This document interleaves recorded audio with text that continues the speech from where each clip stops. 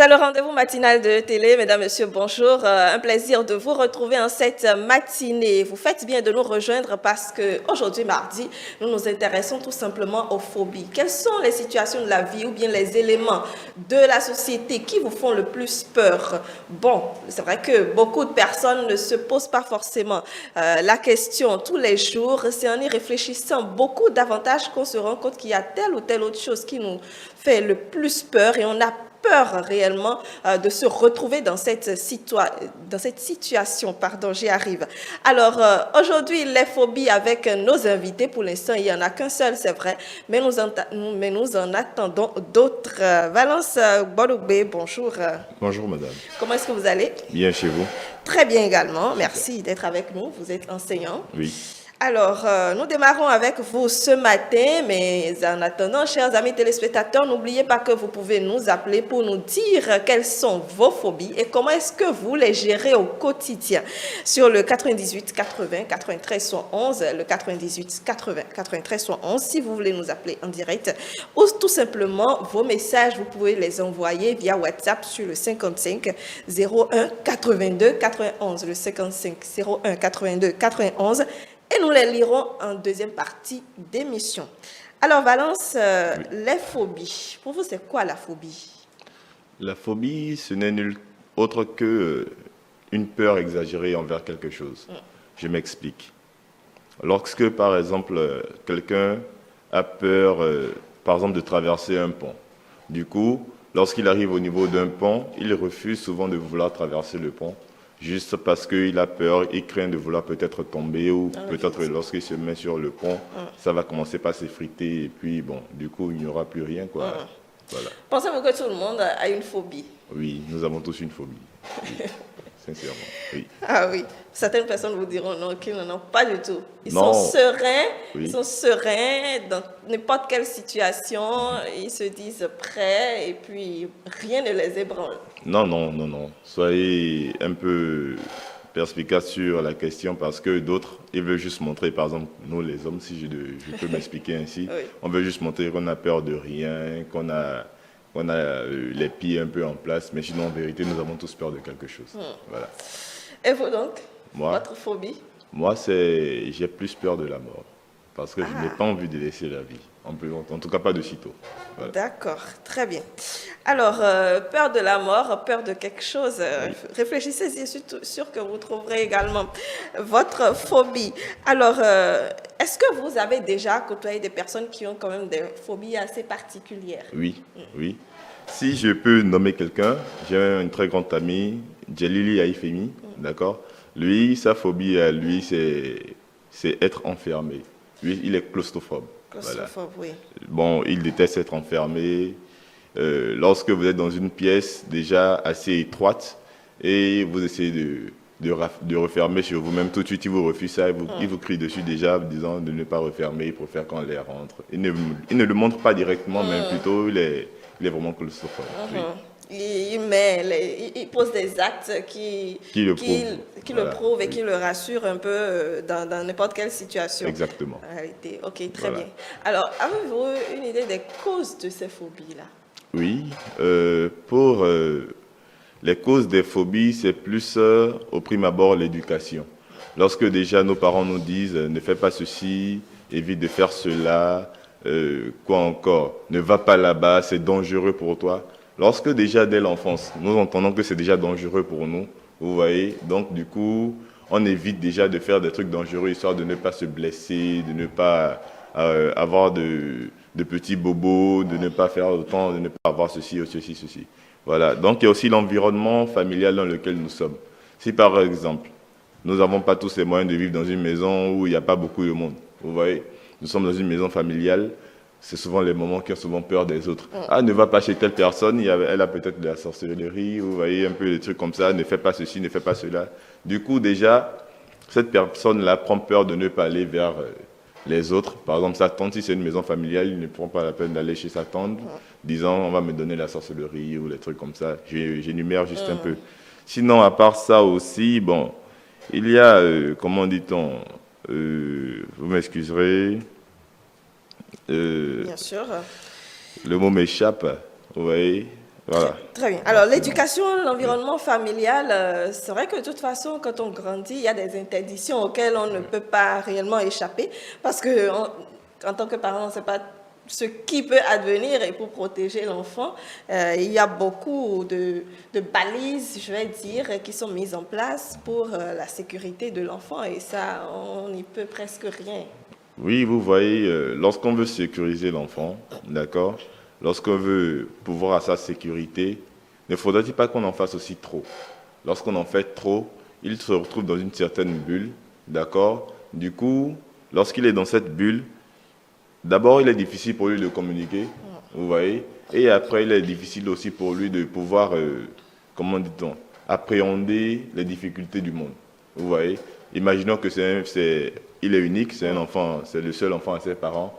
Il y aura cette protection-là qui va, comment dit-on, il y aura plus une protection envers cette personne-là, parce qu'on dit, il est notre enfant, il est notre fils unique, il ne faudrait-il pas qu'on lui laisse faire ceci, ne faudrait-il pas qu'on lui laisse faire cela. Mais en fait, c'est l'erreur qu'on commet. Plus on le fait, d'accord, plus il a des phobies envers certaines choses, du coup, ce n'est pas trop bien.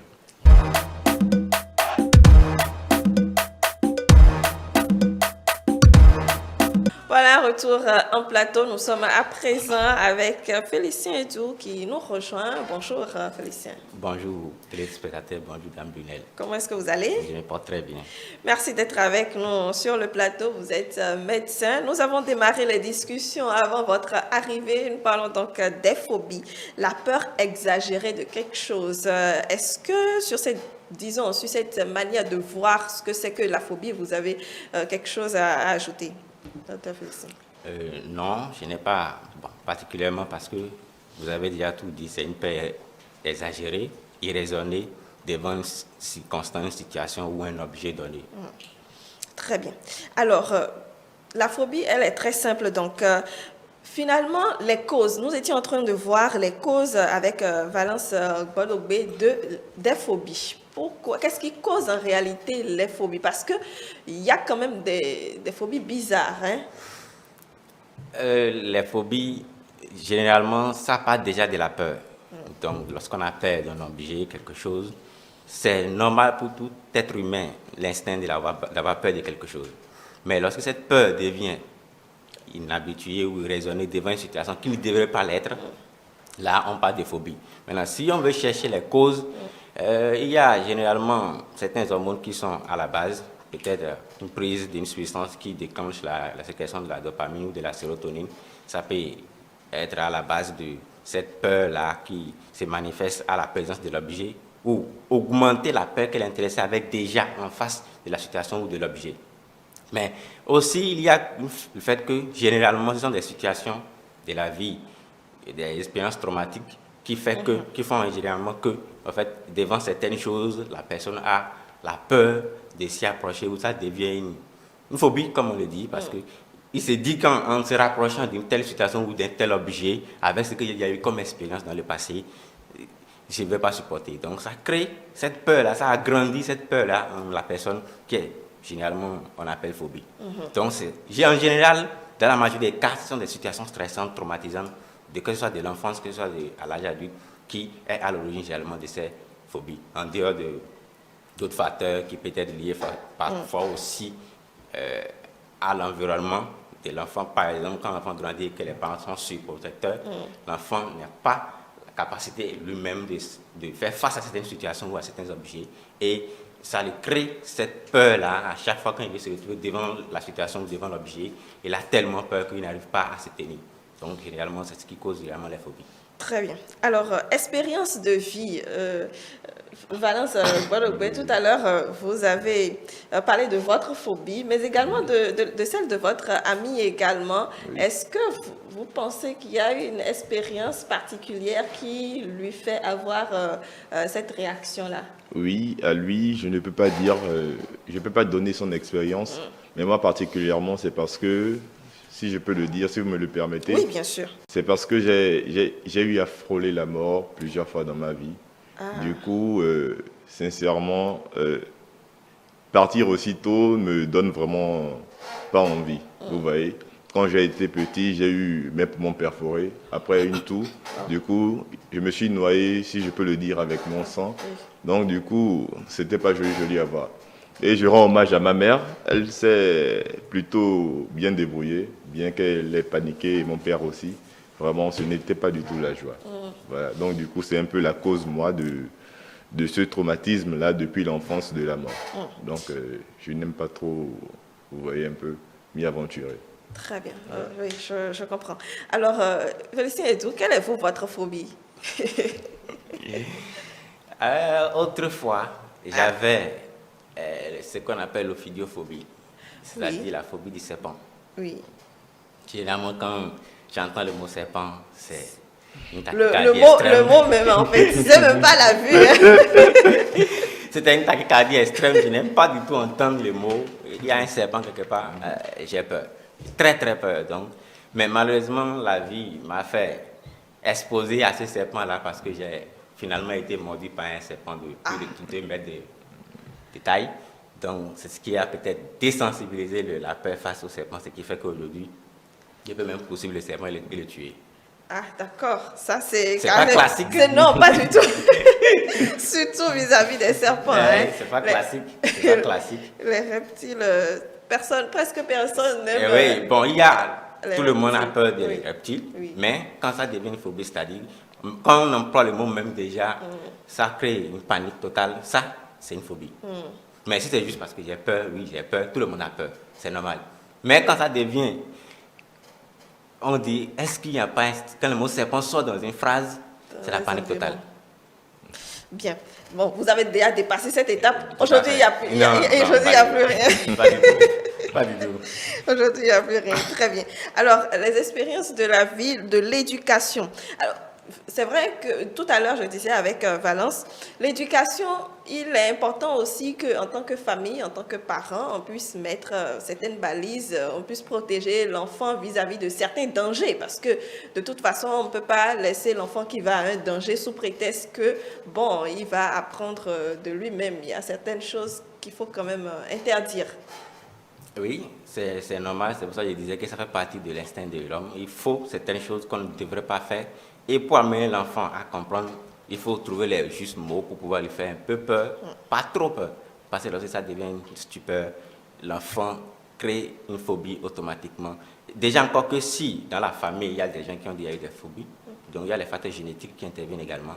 Donc ces gens d'enfants, lorsque vous mettez du moins une peur autour d'un objet ou d'une situation à la maison, à chaque fois que vous abordez le sujet, vous revenez sur ça, ça devient que c'est quelque chose de dangereux quand tu le touches, tu as ci, tu as ça, tu as ça. Alors que ce n'est pas vrai, en partie, généralement. Si c'est ça, lorsque l'enfant commence par grandir, commence par développer une peur excessive face à ces genre de situation, et quand il sort, il voit que les autres vont à l'encontre de la situation ou de l'objet sans aucun problème, et il commence par se demander, mais pourquoi moi, je n'arrive pas à faire face à ces genre de situation ou à cet objet? Donc, on se rend compte que c'est parce que depuis l'enfance, la maman, d'abord qu'il est déjà prédisposé à avoir la phobie et que les parents ont entretenu cette prédisposition-là. C'est ça qui a conduit généralement des enfants à avoir cette phobie-là depuis la naissance. Donc, si on prend que le fait que les parents doivent forcément trouver un moyen pour amener les enfants à avoir un peu plus de crainte. C'est quand je vais dire le mot crainte, c'est mieux par rapport à la peur. La peur, oui. Une crainte par rapport à une situation ou une situation, par exemple, un enfant qui s'approche du feu, il faut lui dire non, ça ne peut pas du feu, ça brûle, ça fait mal. Et rapprocher un peu de la flamme pour qu'il même sente déjà que c'est une réalité, que ça fait mal. Bon, ce genre de stratégie, ça c'est mieux. Mais lorsque on prend ça, on n'explique pas pourquoi l'enfant ne doit pas s'en approcher, qu'il n'arrive pas à toucher du doigt l'expérience, lui-même, déjà s'il est prédisposé à avoir la phobie, ça devient une phobie grandiose et au fil du temps que le temps évolue, ça s'alimente, ça grandit en la personne. Très bien. Alors, les prises de risques, donc ça veut dire que déjà, en tant que parent, il faut aussi amener l'enfant à prendre certains risques, à aller au-delà de tout ce qu'il voit pour justement l'aider à affronter un certain nombre de choses après. Oui, madame, c'est comme je le disais tout à l'heure, il ne faut pas tout le temps aussi protéger les enfants, vous voyez. Sinon, du coup, ça ne leur permet pas d'avoir l'expérience donnée pour éviter d'avoir peur en certaines choses. Comme le médecin l'a dit tout à l'heure, faudrait-il déjà qu'on explique à l'enfant que le feu brûle et qu'on lui montre, d'accord, que ce feu brûle afin qu'il ne puisse pas y aller prochainement. Vous voyez, lorsqu'on est en pleine croissance, déjà entre 2 et 3 ans, tous les enfants veulent toujours aller vers tout ce qui brille. Vous voyez un peu? Lorsque, par exemple, une dame fait du charbon, du feu de charbon, d'accord, l'enfant veut toutefois à tout prix y aller. Lui, il agit inconsciemment. Vous voyez? Lui, il veut juste toucher du doigt à tout ce qui brille. Il veut juste appréhender, il veut juste connaître. Donc, c'est maintenant aux parents, d'accord, de lui faire comprendre, pardon, que c'est dangereux. Vous voyez? En lui montrant un peu.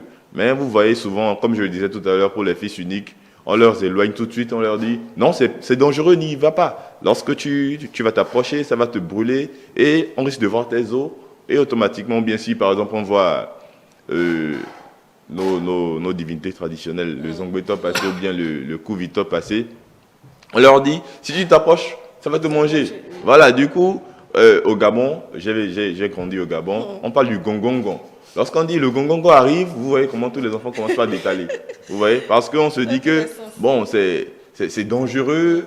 Lorsque ça s'approche déjà à 100 mètres de nous, ça va nous avaler de loin et des trucs comme ça. Déjà, vous voyez, c'est traumatisant. En fait, il y a aussi ces idées reçues qui sont entretenues presque avec l'éducation des enfants, qui leur, disons, les fait mettre dans une certaine bulle qui grandit en eux aussi. Oui, oui. On l'utilise souvent pour qu'il soit sage, pour qu'il soit plus sage, oui.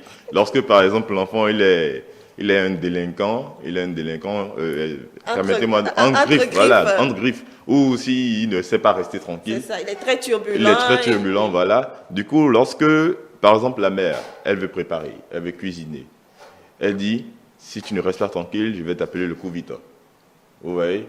Et tout de suite, il reste tranquille. Vous voyez? Il y a aussi un truc, le kaleta, voilà. Oui. Donc, du coup, il est obligé de rester tranquille l'histoire parce qu'il a peur, il est traumatisé par ça, parce qu'on lui a toujours raconté de ces histoires-là assez traumatisantes afin qu'il ne puisse pas expérimenter ça par lui-même. Voilà. Très bien. Alors, oui, vous voulez ajouter quelque chose? Oui, et ce n'est pas que ces expériences qui fait que les enfants généralement développent des phobies. Ce n'est pas seulement faire des objets, oui, il y a des situations. Parce qu'il y a certains parents, quand ils les entendent insulter les enfants, tu vas te demander si c'est vraiment elle-même qui a mis au monde l'enfant. Ce sont des expériences qui humilient, qui rabaissent l'enfant, qui, au fil du temps, l'enfant développe il perd la confiance en soi. Il développe une peur à chaque fois quand il veut aborder une situation pour ne pas échouer. Parce que les parents ont entretenu cette peur-là à la maison, parce qu'ils dévalorisent l'enfant, ils insultent l'enfant tous les jours qu'il défait sur cette terre. Toi, tu es un vaurien, toi, tu ne sais à rien. C'est des expressions, en fait, qui rabaissent l'enfant, qui humilient l'enfant. Donc, il développe automatiquement une phobie vers l'échec. Mais ça veut dire qu'il ne va rien faire. Il ne va pas avancer, c'est la faute aux parents, parce que ces situations-là, les parents doivent savoir que les enfants, à un stade de leur développement, il faut les accompagner et non les humilier, les rabaisser. Quand on vient insulter un enfant, trouver le moyen pour faire les reproches aux enfants et non les insultes. Les insultes, je suis contre. D'accord. Vous m'excusez 2 secondes, s'il vous plaît. Vous m'excusez 2 secondes. Mais ce que le médecin a dit tout à l'heure, c'est vrai. Il y a mon père, par exemple. Avant, il m'insultait un peu trop, vous voyez. Et arrivé à un certain moment, je ne sais pas par où il a entendu, lorsque tu traites ton enfant de quelque chose, c'est ce qu'il devient.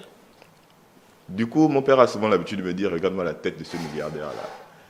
Tu es bête comme le président de la République. Donc, il me dit souvent des choses comme ça. Donc, vous voyez, il m'insulte, mais il transforme ça un peu afin que ça ne puisse pas trop me gêner, pour que ça ne soit pas traumatisant et tout. Voilà. Faut qu'on garde quand même le président de la République en tête. Voilà. Au moins, tu te vois déjà en cet homme-là. Voilà, peut-être tu as envie d'être comme le président de la République. Voilà. Alors, il y a différentes sortes de phobies, c'est vrai. Et nous allons les voir tout à l'heure. Néanmoins, les symptômes, quand quelqu'un a une phobie, à quoi est-ce qu'on le reconnaît réellement? Ses attitudes pour pouvoir savoir que non, telle personne, il faut la traiter avec modération dans telle ou telle autre situation. Pour pouvoir mieux aborder la question des symptômes, il faut déjà savoir que les phobies sont classées en 2 grandes catégories, qui sont les phobies spécifiques et les phobies sociales. D'accord. les phobies spécifiques, c'est en face d'un objet, d'une situation donnée qu'on reconnaît. C'est ça. Maintenant, quand on parle de phobie sociale, ça, c'est en la personne. C'est une timidité exagérée qui l'empêche de faire quoi que ce soit. Il ne peut pas se mettre debout devant vous, il ne peut rien faire du tout. Ça, là, c'est social parce qu'il n'arrive pas à tenir, que ce soit des propos devant les gens, que ce soit devant même sa propre famille. Il est tout le temps enfermé. Ça, c'est une phobie sociale. Donc, les signes se ressemblent un peu, mais particulièrement face les phobies spécifiques, qui est une phobie, une peur envers un objet ou une situation. Ça, là, au moins, on sait que quand la personne s'approche de ça, ou il entend parler du mot, ça lui provoque la panique chez la personne. Donc la personne a une peur exagérée. Il a le cœur qui s'accélère très très vite. Parfois, même, ça peut donner des étourdissements, la personne ne vous entend plus, il vertige et peut même entrer en syncope, totalement perte de connaissance. Wow. Là, ça, on sait que quand l'intéressé s'approche de tel objet, ça lui provoque ça. La même chose quand quelqu'un a la phobie de l'échec, par exemple, et qu'on lit les résultats, on dit qu'il a échoué. Il peut perdre connaissance sur le champ. C'est peut-être pour ça aussi qu'on demande que les enfants n'aillent pas forcément aller sur les résultats et attendre tout simplement que quand il y a échec, on puisse savoir comment lui annoncer ça. Voilà, donc ça veut dire que la personne a déjà un œil sur son enfant ou son développement, c'est déjà à quoi s'attendre avec la personne. Donc, il évite d'exposer l'enfant progressivement. Mais c'est des trucs qui sont qu'on peut soigner, d'autant si c'est suite à une expérience traumatique ou suite même innée, on peut l'accompagner et l'amener à désensibiliser cette peur-là pour lui permettre. Donc, il y en a carrément, c'est juste des tremblements quand ils sont en face. C'est comme un enfant qui va devant le directeur. Si là, on entend le directeur, tout le monde panique. Devant le directeur, il ne peut pas rester. Il frissonne, il tremble, il a la chaleur, le cœur s'accélère très vite. Pour d'autres qui n'arrivent pas à supporter, ils peuvent rentrer en syncope en même temps. Donc, c'est généralement les signes qu'on prend pour pouvoir reconnaître que quelqu'un a une phobie. Mais, par contre, quand c'est phobie sociale, et aussi, effectivement, il y a aussi les tremblements, la peur, le stress, les transpirations. Mais cette fois-ci, là, ce n'est pas en présence d'un objet. Lui, il le fait en permanence. C'est la différence.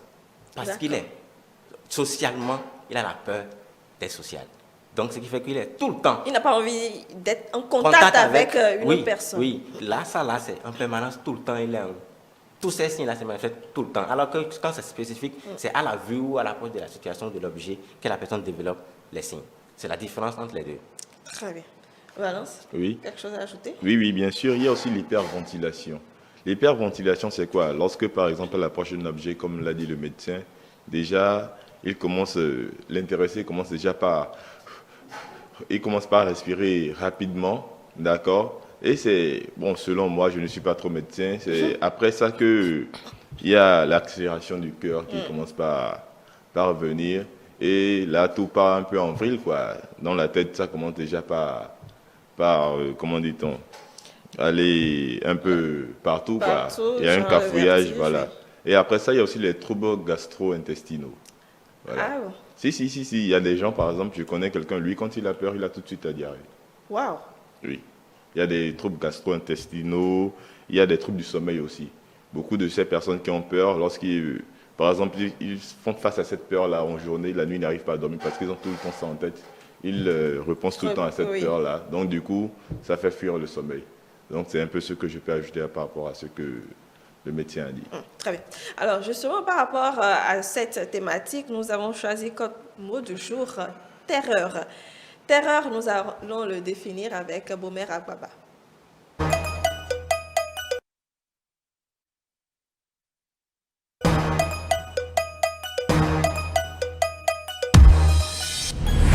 Aujourd'hui, je vois avec vous le mot terreur.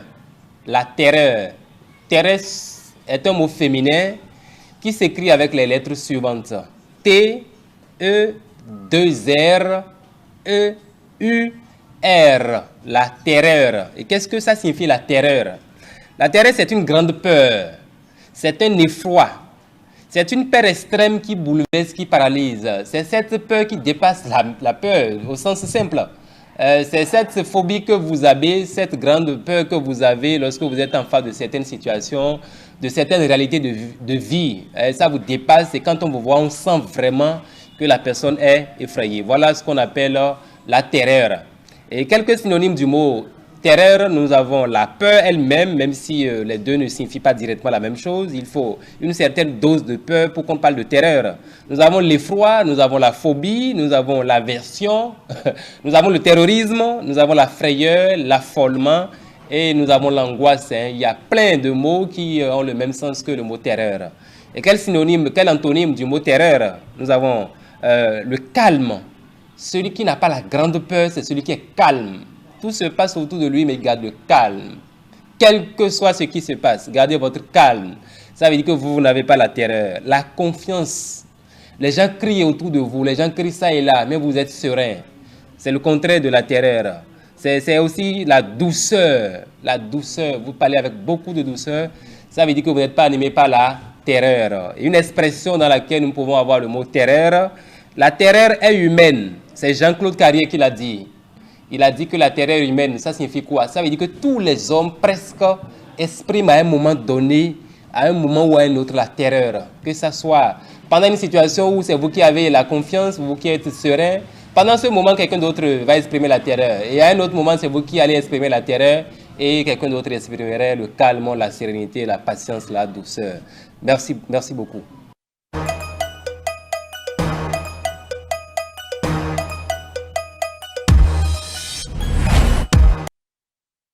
Voilà, c'était donc Bomer Agwaba dans le mot terreur. Est-ce que ça s'apparente à ce qu'on ressent quand on a une phobie?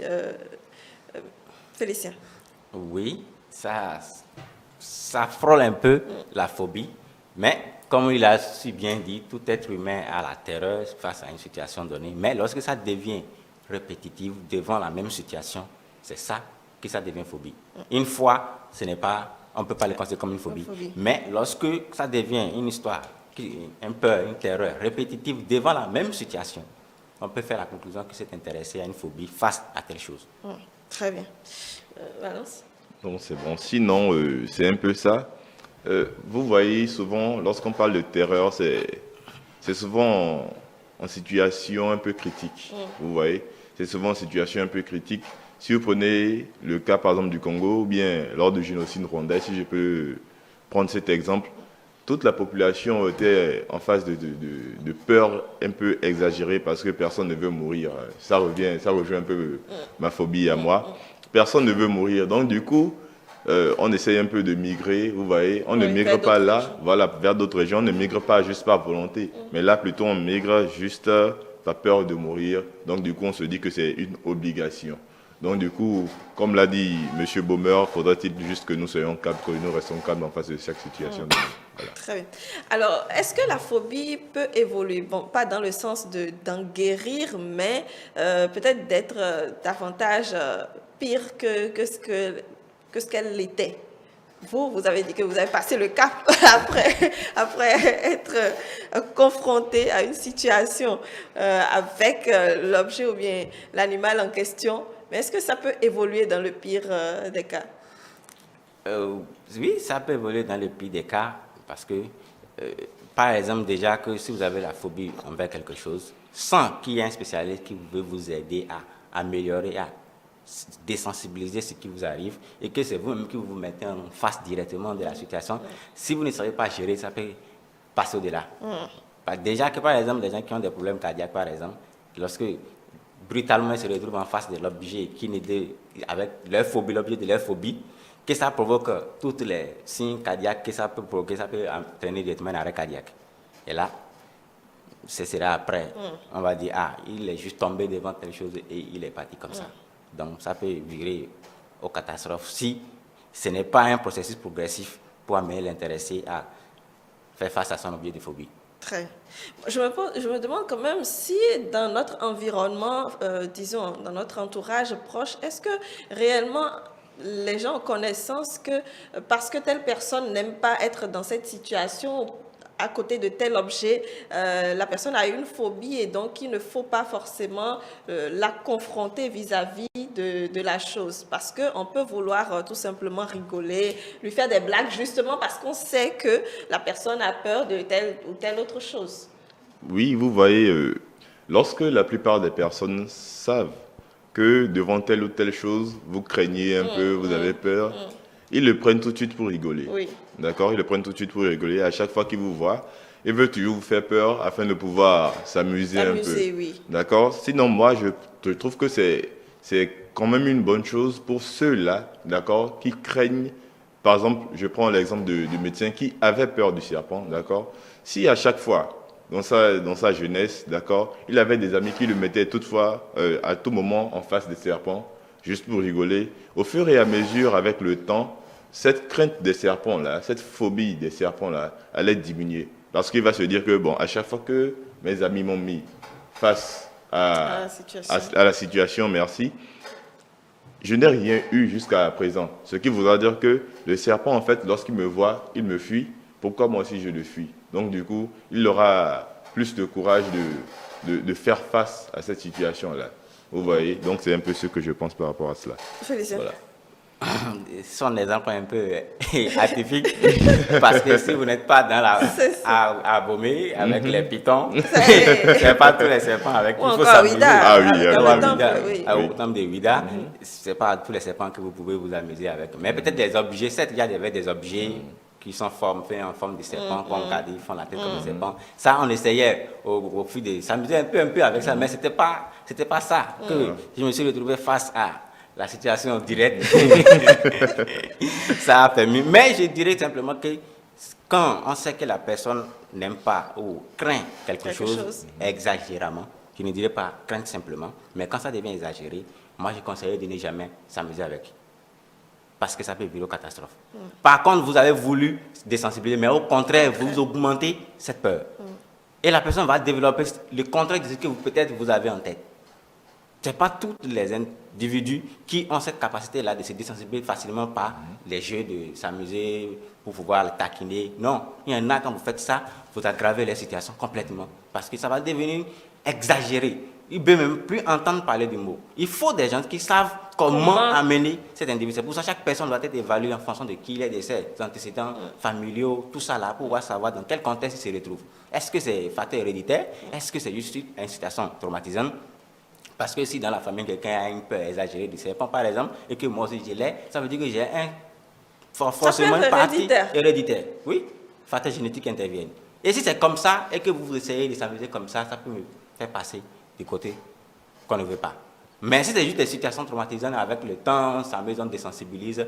Avant, il n'avait pas peur, après, il a eu peur. Là, on peut amener, avec des petits jeux d'amusement, pour amener l'intéressé à se désensibiliser. Mais si c'est que la personne est née comme ça, le mieux, c'est d'éviter. Très bien. Alors, je vous propose de refaire un tour à la région.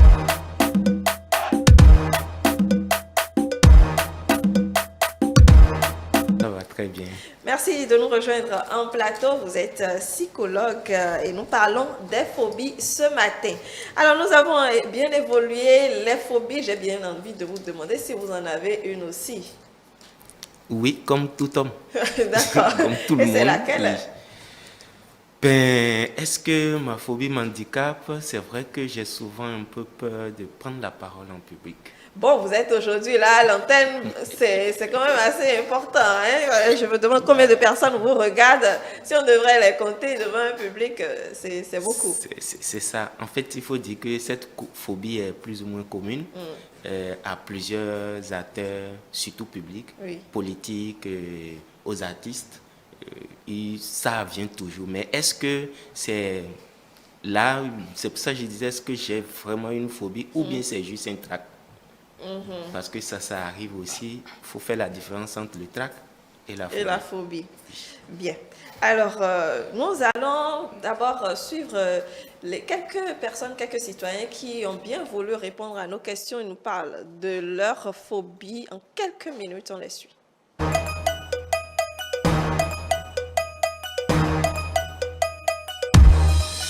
Je suis agoraphobe. Agoraphobe, c'est le fait d'avoir peur de s'exprimer, la peur de ne pas pouvoir s'exprimer. Genre, lorsqu'il y a un nombre important de personnes, genre à partir de 20, 10, il m'est souvent difficile de m'exprimer, de prononcer des mots, genre des mots propres, quoi. Ça dépend des araignées, bon, un peu. Peu. Bon, souvent quand ça vient, je fuis, je laisse la chambre Et bon, j'aime pas tuer les animaux. Ah bon, je peux le chasser. Je peux le chasser. Mais tuer, ça, c'est pas trop mon truc. Voilà. La phobie, c'est de parler en public. On peut dire ça. Parler en public. Oui. Et que faites-vous pour corriger cela?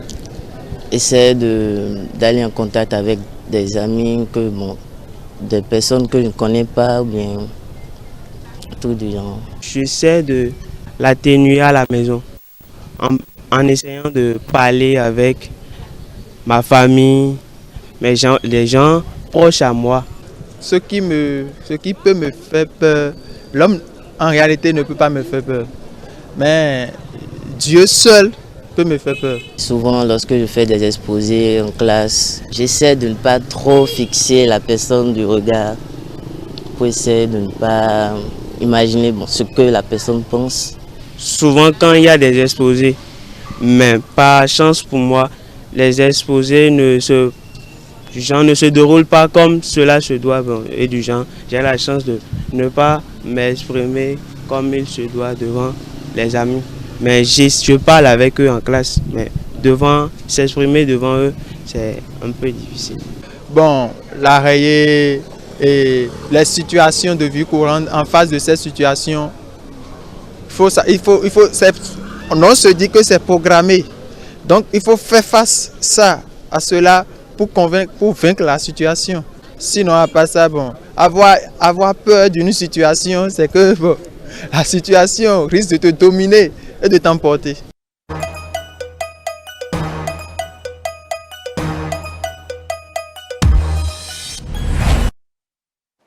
Voilà, c'était donc les avis de quelques citoyens sur la phobivalence. Oui. Qu'est-ce que vous retenez de cet élément? Bon, de cet élément déjà, vous savez, lorsqu'on a souvent peur de parler en public, vous voyez, il y a un truc que j'ai souvent appris. Ne pas regarder dans les yeux de ceux qui vous regardent, mais plutôt d'essayer de regarder un peu au-dessus. Là, ça vous donne un certain courage de pouvoir un peu affronter cela, vous voyez. Mais pour les autres qui disent avoir peur des araignées et autres, bon, c'est des choses qui vous fuient. Pourquoi avoir peur de ceux qui vous fuient? Donc, bon, déjà, elle fuit. Voilà. Celle qui a peur de l'araignée, elle fuit la chambre pour pouvoir revenir un peu plus tard parce qu'elle ne veut pas tuer de toute façon l'araignée. On remarque quand même qu'avoir peur de parler en public, c'est, disons, comme il a dit, beaucoup de personnes ont peur de parler en public finalement. Félicien. Tout à fait. Même moi aussi, j'ai pu parler, mais ce n'était pas une phobie chez moi. C'est ça. C'était juste le courage de me lancer. Le stress, mais avec le temps, j'ai réussi à dominer le stress là. Dans l'élément, ce qui retient plus mon attention, déjà, quand quelqu'un dit qu'il a peur de l'araignée, ça ne veut pas forcément dire que c'est une phobie. Vous avez dit qu'elle fuit la chambre, qu'elle n'aime pas les tuer. Tant que vous pouvez rester et tuer, ce n'est plus une phobie.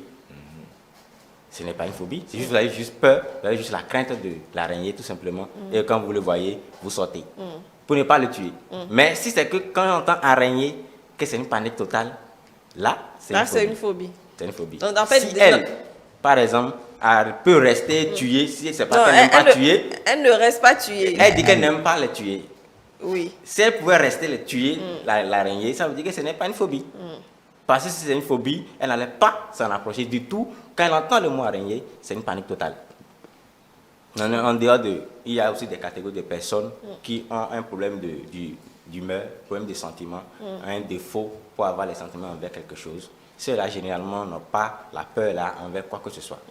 Ces catégories de personnes, si vous leur posez la question qu'est-ce qui te fait peur, ils vont te dire qu'il n'y a rien qui me fait peur. Bon, à l'image peut-être de notre dernier intervenant dans l'élément, qui n'a peur de rien, André Alihono. Oui. Déjà, ça montre que, bon, vous savez, en réalité, chacun, on a peur de quelque chose. Ça peut ne pas être un objet, ça peut être une situation. Il peut ne pas avoir peur des animaux, il peut ne pas avoir peur de je ne sais pas quoi, un objet, mais une situation qui, par exemple, le mariage, il crée. Par exemple, je ne sais pas, aller à l'examen. Oui. Une situation peut être phobogène pour toi. Et pour répondre un peu à mon confrère là, c'est le fait d'aller affronter son objet phobogène ne veut pas dire que vous n'aviez pas une phobie au départ. D'accord. Parce que la thérapie vous amènera à pouvoir affronter l'objet phobogène. Donc, et chaque personne qui développe une phobie, surtout quand c'est des phobies simples, parce que les phobies sont classées en 3 grands groupes, mais surtout quand c'est des phobies simples, chacun, conscient de sa phobie, développe déjà une stratégie pour soit l'éviter, soit aller vers. Autrement dit, suivant vos traits de personnalité, il arrive que vous n'ayez pas, si la phobie simple est vraiment pas trop pathogène, il arrive avec votre force de caractère que vous arriviez vous seul à vous guérir. D'accord. Parce que quand vous allez en thérapie, on va vous amener à affronter l'objet phobogène. Donc, quand vous aviez suffisamment du caractère et que vous dites, bon, il faut que je commence par l'affronter et petitement vous prenez le dessus, ça passe. Maintenant, ce que je voudrais dire tout simplement dans la différence, c'est que l'agoraphobie, il faut souvent le différencier du trac. Le trac, c'est aussi la peur de prendre la parole en public. Oui. Mais cette peur s'estompe au fur et à mesure que vous êtes dans l'action. Ça ne va pas aller créer d'autres situations en vous et va devenir, je vais dire, permanent, vous handicaper. Mais chaque fois que vous allez prendre la parole, ça va peut-être venir et au fur et à mesure, vous allez élaborer des stratégies et au fur et à mesure que vous êtes dans l'action, ça s'estompe. Ça, c'est le trac que tous, souvent, on a. Maintenant, prendre la parole en public, je ne peux pas, ça m'handicape, je perds les mots, j'ai des palpitations, des symptômes commencent par sortir. Là, on parlera de phobie. Très bien. Alors, cela nous permet justement d'aller un peu plus dans les différents types de phobies que nous pouvons distinguer. Nous avons parlé de l'agoraphobie tout à l'heure. Donc, cette peur-là de parler en public, partout où il risque donc d'être, il se sent coincé dans la situation, la peur, la palpitation et autres. Donc, on peut dire qu'on a, disons, quelques informations sur cette phobie-là. Alors, quand on parle de claustrophobie, il s'agit de quoi? Il a dit, son ami est claustrophobe, peut-être vis-à-vis de ses comportements. Il se dit que, bon, celui-ci doit avoir peur d'être enfermé. Ben, c'est juste ça, hein. Être enfermé dans un lieu où on a l'impression qu'on n'a pas d'échappatoire. C'est tout simplement. Vous êtes dans un ascenseur, déjà, même si ce n'est pas en panne, s'il est vraiment claustrophobe, rentrer dans l'ascenseur, il va préférer prendre l'escalier. Pour aller au 6e, au 10e, il est plus en sécurité. Mais rester, même dans les véhicules, je veux dire, de transport commun. Pour lui, c'est déjà claustrophobe. On est beaucoup. Et comment est-ce que je vais m'en sortir? Il n'y a pas d'échappatoire en fait dans sa tête. Donc c'est souvent ça. Très bien. Un autre type, Félicien, que vous voulez nous faire voir? Bon, comme je le disais, pour mon cas par exemple, l'ophidiophobie, quelqu'un qui a peur du serpent. Et lorsque vous vous retrouvez entendre le mot serpent, vous voyez l'idée que le serpent sera là. C'est la panique totale. Vous avez tout de suite des tremblements, le cœur s'accélère très vite, vous ventilez très rapidement. Et si vous n'avez pas fait vous-même, vous pouvez sentir des paralysies au niveau des membres, d'un gourdissement et vous vous retrouvez au sol sans. Alors que vous-même, déjà, le serpent n'est même pas encore là. Donc, c'est généralement ce qu'on peut ressentir quand on a une peur envers un insecte ou un reptile. C'est généralement ce qui nous arrive. Et justement, avoir peur des serpents peut être dans la liste de la zoophobie. Oui. Si on met les serpents dans le lot des animaux, de façon globale, c'est la zoophobie.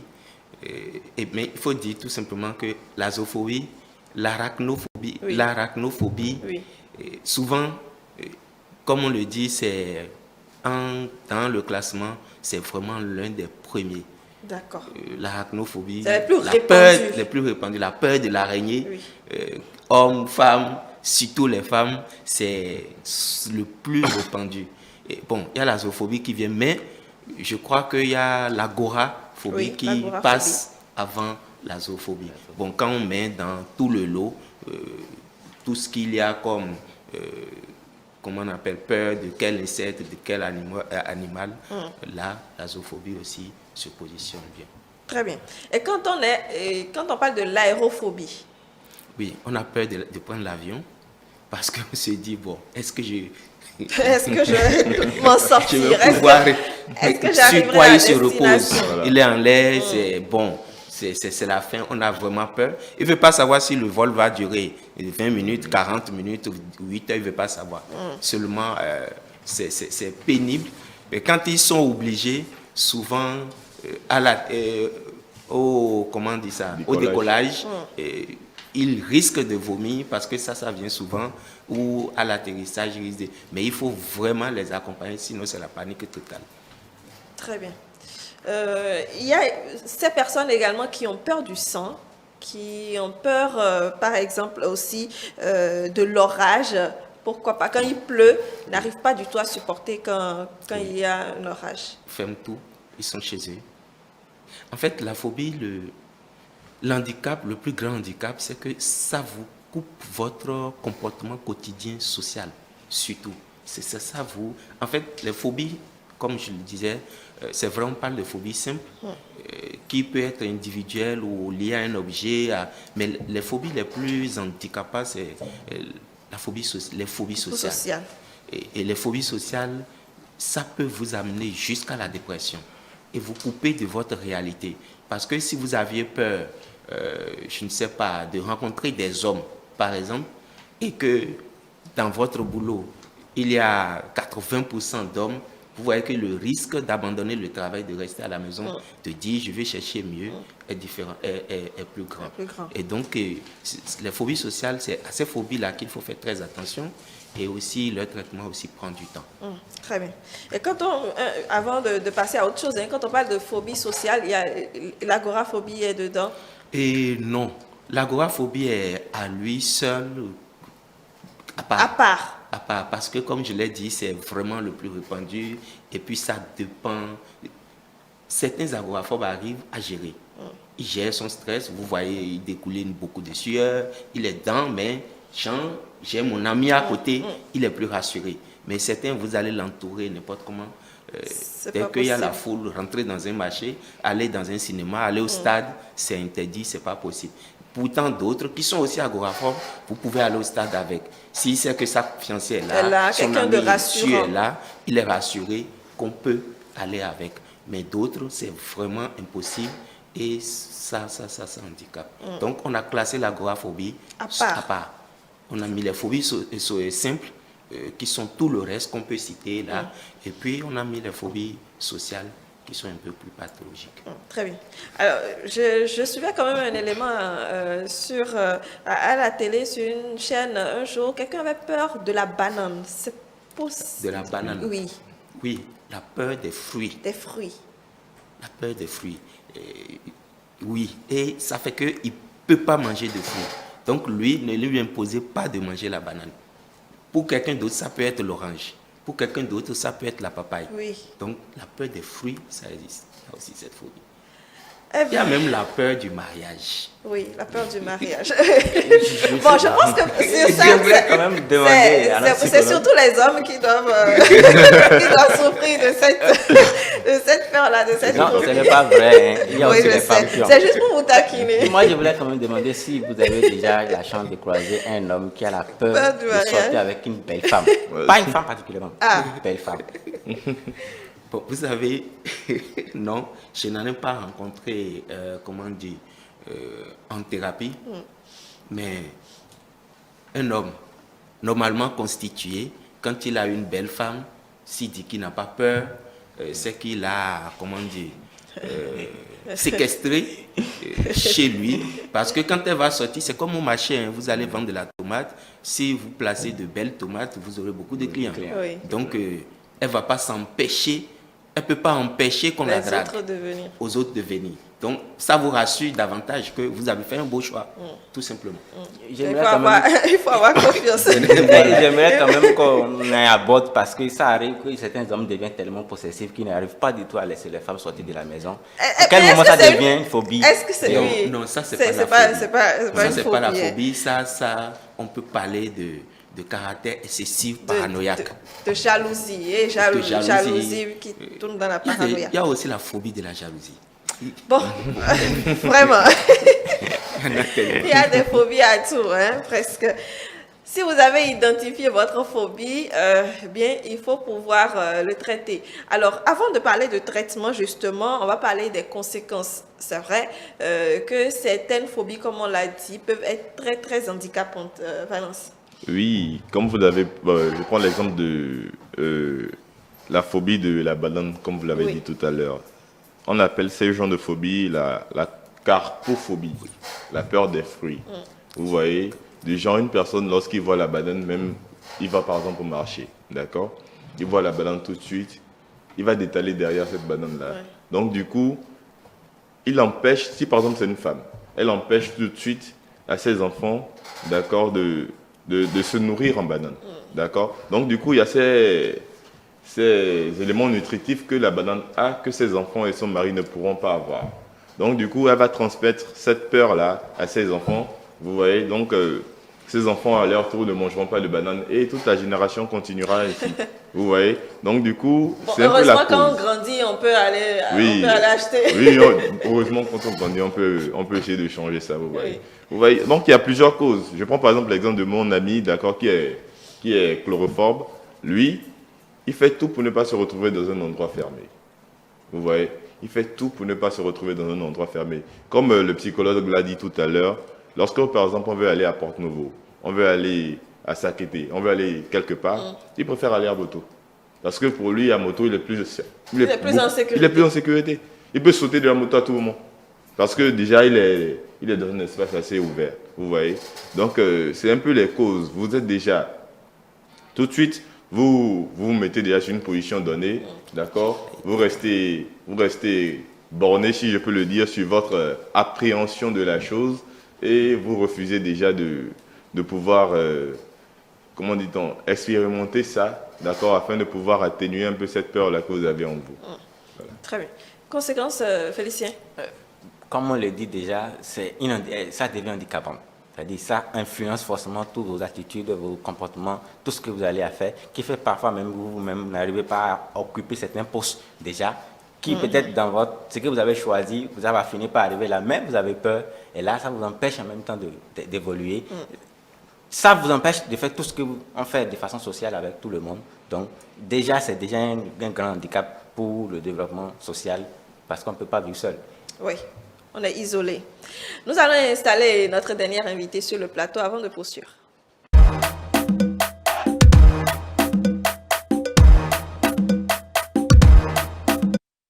Sur vos bonjour. Oui, bonjour madame la journaliste. Comment vous allez? Je vais très bien. Vous êtes coach de vie, merci de nous rejoindre en plateau. Nous parlons donc des phobies et nous étions en train de parler des conséquences de ces phobies. Mais avant de donner la parole à André Alikhonou, je voudrais vous demander quelle est votre phobie aussi. Parce que tout le monde y passe. Est-ce que finalement j'ai de phobie? Mais vous ne l'avez pas encore découvert. Bon, il arrive qu'on ait peur de certaines choses, on a un peu atroce. Et c'est devenu finalement normal parce que je suis plus communicatrice, on est devant les gens. C'est comme par exemple, chaque fois que je dois lancer un grand événement, j'ai très peur de ce qui pourrait arriver. Mais ça ne m'empêche pas de toujours organiser les événements. C'est ça. C'est comme si on n'a pas envie de faire, mais un autre plus grand désir de le faire est là. Donc finalement, on arrive à surmonter tout doucement les phobies. Et on avance. Dr. Alikhonou. Ça, c'est le trac. Ça, c'est le trac, oui. Ce n'est pas la phobie. Elle n'a pas encore découvert sa phobie. Oui, c'est ça. Oui. Donc les conséquences... Les conséquences, comme ils l'ont dit avant, c'est surtout que ça handicape votre évolution au quotidien. Il faut savoir aussi que, parlant de conséquences, il ne faut pas faire le mélange, il ne faut pas mélanger l'handicap, je vais dire, éducationnel, parce que la phobie n'a pas pour origine forcément l'éducation. Comme quoi, si votre mère a une phobie, vous allez aussi avoir la même phobie, c'est pas vérifié. C'est souvent pas vérifié. On parle plus de, bon, je sais pas, un environnement pathogène ou bien phobogène qui va vous conduire. Chacun développe sa phobie en fait.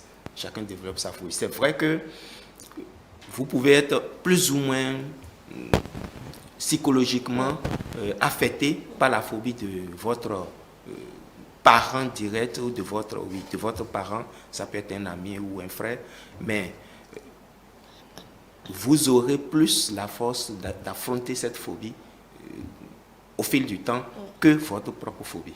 Et donc, l'essentiel, c'est de découvrir sa propre phobie. Mais le plus grand handicap, c'est que ça peut vous amener jusqu'à la dépression. Et c'est ce qu'il faut éviter. Parce que la dépression peut être simple, mais la dépression peut être aussi, je vais dire, un peu très grave, profonde. Et donc, c'est ce qu'il faut éviter. Déjà, la phobie, quelle que soit sa forme, au départ, est une anxiété. C'est une anxiété dont l'angoisse va se focaliser sur peut-être un objet ou une situation. Mais déjà, on dit, qui dit anxiété dit début de problème. Mais en réalité, cette anxiété ou cette peur n'est pas pathologique. Parce que avoir la peur dans tout ce qu'on fait, madame l'a dit tout à l'heure, c'est vrai qu'elle a peur, mais elle se dit l'objectif devant est plus grand. Donc la peur nous amène à réagir et à agir. C'est une émotion utile pour l'organisme. Mais lorsque ça vous paralyse, c'est là qu'on parle de pathologie. Et la profondeur va vous amener à être totalement malade, parce que pour des gens phobiques, qui vont s'enfermer pendant des mois, peut-être parce qu'on est dans une période de pluie et d'orage, ils s'enferment totalement pendant des mois. Vous voyez que ça devient un peu difficile de sortir, de rencontrer des gens, etc. Et on l'a déjà dit, selon votre phobie, les conséquences vont s'appliquer à vous, quoi. Vous avez peur de prendre l'avion, vous êtes un grand directeur d'une firme, vous n'allez pas rester seulement dans votre... Donc, vous serez obligé, vous allez perdre des opportunités. Il y a le télétravail qui arrange un peu, qui résume un peu la situation, qui règle un peu la situation. Pour ceux qui ont peur d'aller vers les autres, pour ceux qui ont peur de sortir, quand même, on peut travailler de la maison. Coach Aura, vous voulez réagir? Oui, pendant qu'on y est, c'est vrai, la phobie, c'est enfin, chacun d'entre nous a quand même une phobie qu'il essaie de fuir. Je me rappelle d'une amie qui avait tellement peur de la souris. Un jour, elle était dans son salon, il y a une souris qui a traversé. Honnêtement, elle était dans tous ses états. Parce que, elle ne supportait pas du tout. Mais quand elle a vu ça, elle a failli sortir de la maison. Elle voulait quitter la maison en même temps. Et puis, malgré que la souris soit sortie, elle pensait toujours que c'est quelque chose là. Donc, mais elle ne peut pas quand même finir avec une maison parce qu'il y avait juste une phobie. Donc, c'est un sentiment qui est vraiment, peut-être, je me dis, c'est peut-être inné à quelque chose, c'est lié à une situation, un drame qui a été vécu longtemps. Et on a souvent refoulé. Et ça fait que, bon, on n'en parle pas en réalité, mais ça fait que finalement, ça ressort quand on s'y attend le moins. Parce qu'on ne se prépare pas à rencontrer ces peurs des fois, enfin, ces phobies-là. On ne se prépare pas à les rencontrer. Soit on redoute quelque chose et subitement la chose apparaît. Ça peut être seul, ça peut être au milieu des gens. S'il y a des gens, quand ils prennent par exemple d'avion, ils se mettent à vomir carrément. Oui. Parce qu'ils ne s'attendaient peut-être pas. La dernière fois, je me rappelle, on devait prendre un vol. Et bizarrement, il y a eu un incident. Enfin, c'est l'État, c'était au Burkina, qui avait dit qu'il y aurait... Aucun avion devait décoller. Donc ça nous a traîné dans un retard. Mais finalement, on était sur le tarmac. Le monsieur disait non, on ne prend pas, le carburant risque de finir là. Et on était on était plus dans le rôle, on n'était pas dans l'avion, donc on était juste au milieu. Celui qui n'est pas aérophobe. On se demandait ce qui allait se passer. C'est-à-dire que finalement, quand on est rentré dans l'avion, il y a un monsieur dont le directeur l'avait rappelé et subitement, il devait descendre. Et il faisait des agitations dans l'avion. Je disais, est-ce que c'est pas un djihadiste? Donc, chacun, c'est qui vit. Parce qu'on était déjà dedans. Et finalement, ils ont été le moteur, il est descendu. Donc, on avait juste un peu peur de quelque chose. On a tellement entendu les djihadistes détournent les avions, mais voilà, on ne sait jamais quand ça allait se passer. Et finalement, tout s'était bien passé. Eh bien, l'imagination. L'imagination, oui. Oui. Alors, on a dit tout... Oui? Si tu permets, juste, en fait, la phobie même, chaque personne a conscience de sa phobie. C'est ce que j'allais demander. Est-ce qu'on a conscience de la phobie, on a conscience du comportement irrationnel que ça suscite en nous. Le problème, c'est qu'on ne peut pas résister à la réaction. Parce que l'organisme, les hormones qui sont, je vais dire, mises en branle, mobilisées, ne vous donnent plus la possibilité de dire je vais m'asseoir, je vais me calmer. Ah, c'est mon beau-père qui est là, je ne peux pas sauter devant une souris. Elle va sauter, elle va tomber sur le beau-père. Elle va réagir d'abord. Avant de se rendre compte. Et si il y a une certaine profondeur dans sa phobie, quel que soit ce que vous allez dire, ne va pas se calmer dans les 30 minutes. Donc, on a conscience. On sait que c'est démesuré cette réaction, mais on ne peut pas résister à la réaction. C'est en fait ça le problème avec les phobies. Mais tout à l'heure, quand même, quand quelqu'un dit j'ai peur, finalement on se dit ce n'est pas la phobie. Mais est-ce que il faut forcément découvrir sa phobie pour en faire quoi? Est-ce qu'il faut aller à la découverte de sa phobie? Oui, il faut y aller pour l'élaborer. On parle d'élaboration pour pouvoir, je vais dire, le traiter. Si on veut parler simple. Il faut découvrir sa phobie. Bon, c'est vrai qu'aujourd'hui, il y en a tellement. Quand vous allez, on parle de 6 millions, de plus. Ok, il y en a tellement. Donc, découvrez votre phobie. Déjà, ça va vous enlever un petit handicap.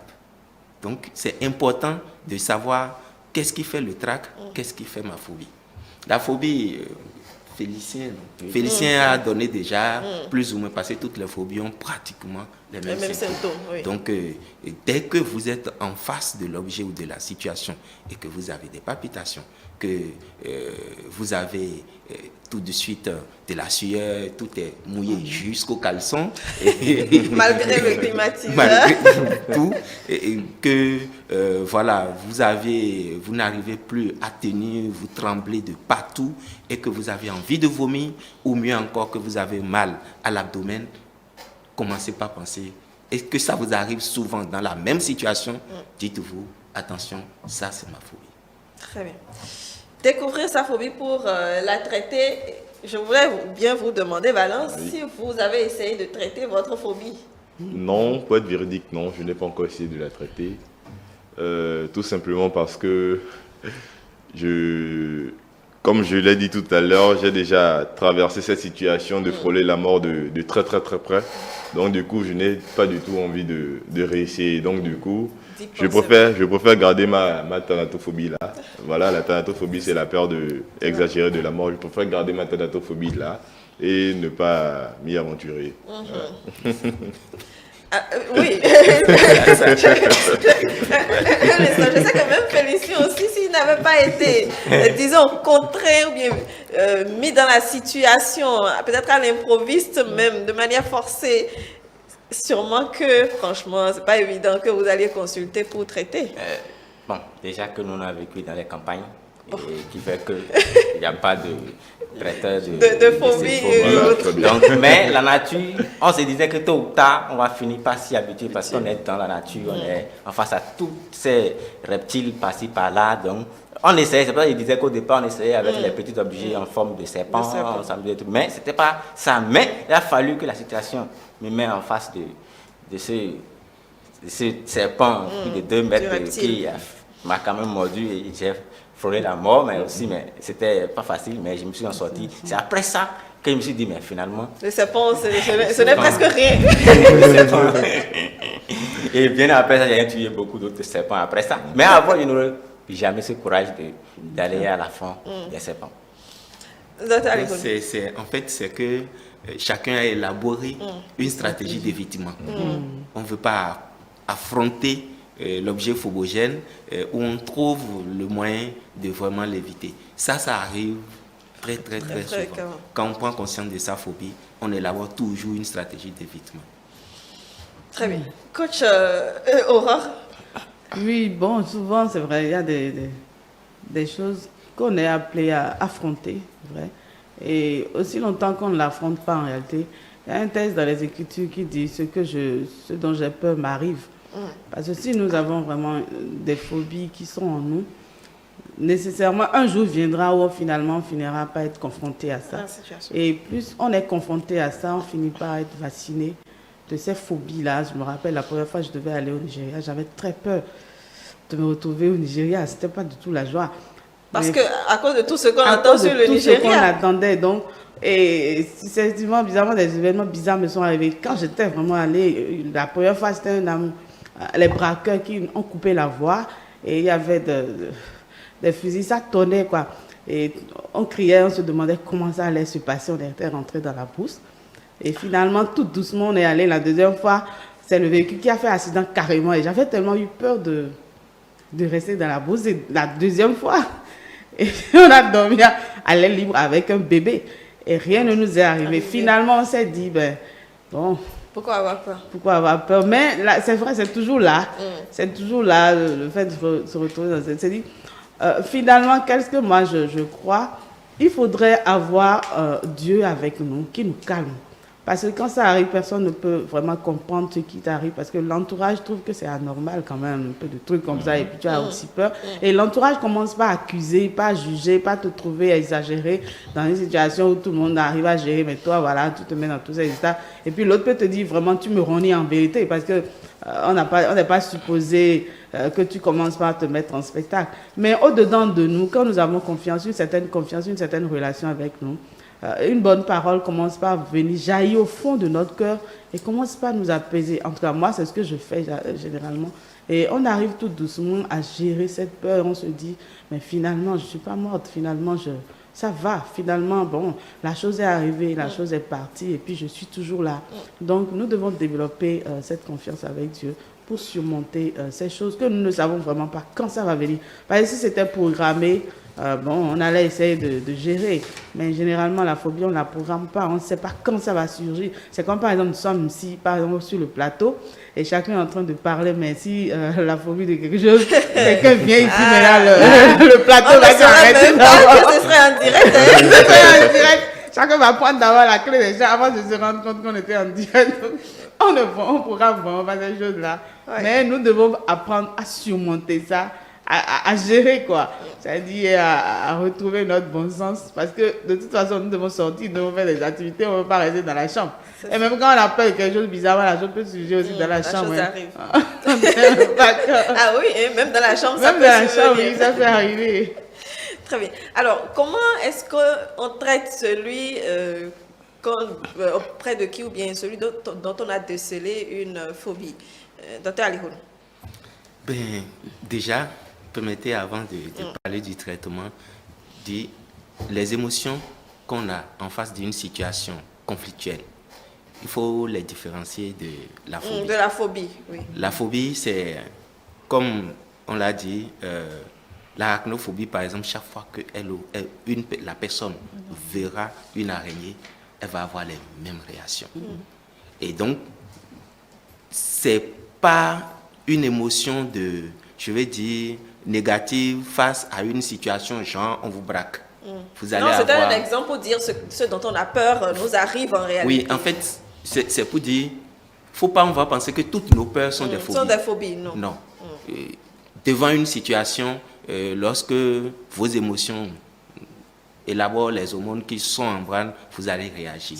Et ça peut arriver. Mais la même situation, par exemple, le rat que vous ne supportez pas, et pour ce rat, vous êtes capable de déménager N fois, là, il y a problème. Maintenant, comment on traite?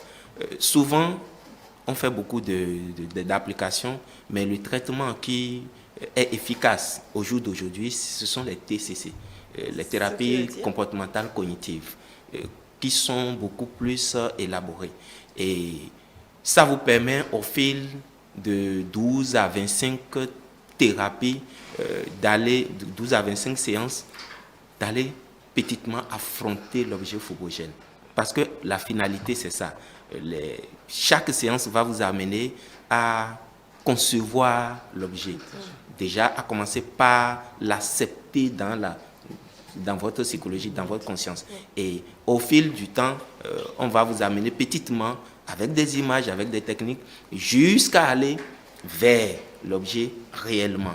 Et ce qui, si au bout de la prise en charge, on constate que vous aviez les moyens, on peut vous amener aussi à faire une thérapie de choc.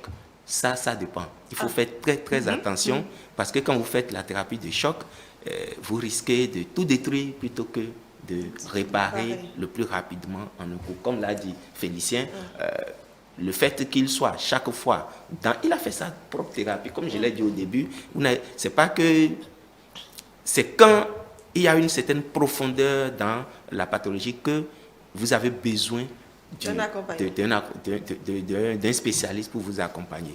Mais pour des phobies simples, comme il a vécu, il vit dans la campagne, dans la brousse, il est obligé d'aller chaque fois, s'il a peur des serpents, il ne va jamais aller en brousse. Donc il s'est dit, écoute, il faut que j'arrive à affronter. C'est tout ce qu'on te fera en thérapie. On va t'amener aussi là, mais petitement. Et donc, je pense que c'est la thérapie qui est le plus efficace. C'est vrai que au contact d'un psychiatre, on vous prescrira quelques, comment dire, quelques médicaments pour vous apaiser. Et ça, c'est toujours le médecin qui va décider si vous avez besoin de médicaments. Mais la plupart des médicaments, par exemple, qu'on prend, surtout les politiques ou les artistes qui ont le trac, qui se répètent, ce n'est pas des médicaments qui vont vous rendre dépendant. C'est juste pour permettre à votre cœur de se stabiliser un peu plus. Mais là encore, je le dis, il faut forcément l'avis du médecin, parce que si vous allez à la pharmacie pour aller chercher, c'est pour ça que je ne donne pas de nom. Non, pas du tout. Et vous allez à la pharmacie pour dire j'ai souvent palpitations, il faut me donner. Je crois que le pharmacien même ne va pas vous donner, parce que si vous n'avez pas l'avis du médecin, vous pouvez en mourir. Et tout ce qui a rapport avec le cœur, il faut faire très attention. Et c'est pour ça qu'il faut aller vers un spécialiste. Même si vous pensez que votre phobie est simple, l'essentiel c'est d'aller vers un spécialiste qui va vous donner des orientations, c'est toujours mieux. Très bien. Alors, quand je reprends par rapport à votre ami tout à l'heure qui a peur de la souris, est-ce que vous êtes allé à la découverte de ce qui l'a rendu comme ça, de la cause? Non, on n'a pas pu creuser ça, mais bon, on a su quand même essayer de lui en parler pour qu'elle puisse accepter en réalité la souris. C'est vrai que c'est pas facile à accepter. Parce que en fait, quand c'est dans une chambre, c'est un peu complexe. Parce qu'on suppose qu'il n'y aurait pas de souris ici, mais subitement, quand la souris apparaît, on se demande, mais bon, dans tout ça, ça a quitté où? Ça, c'est encore une considération. Oui, c'est une surprise, quoi. Et on n'arrive pas à maîtriser ça. Enfin, on n'a pas essayé de parler, mais la majorité des gens avec lesquels je suis quand même, qui arrivent à me parler de leur phobie, on essaie de parler avec eux et de gérer certaines situations juste avant, parce que plus on parle, plus on trouve quand même quelqu'un qui réussit à te comprendre en réalité. On finit par surmonter certaines choses, même si ce n'est pas total. Parce qu'au moins, on sait que quelqu'un me comprend. Ces deux réactions subites, en fait, je pense qui naissent quand on est en face d'une phobie. Premièrement, l'accusation de l'entourage et soi-même, bon, on est dérangé, on est dans tous ces états, mais personne encore ne te comprend. Et si tu arrives à être en face de quelque chose qui fait peur, et au moins tu sais que quelqu'un me comprend, on arrive à commencer par atténuer ça un petit peu, même si ça ne finit pas, et progressivement à pouvoir temporiser et à gérer. Ça passe très bien.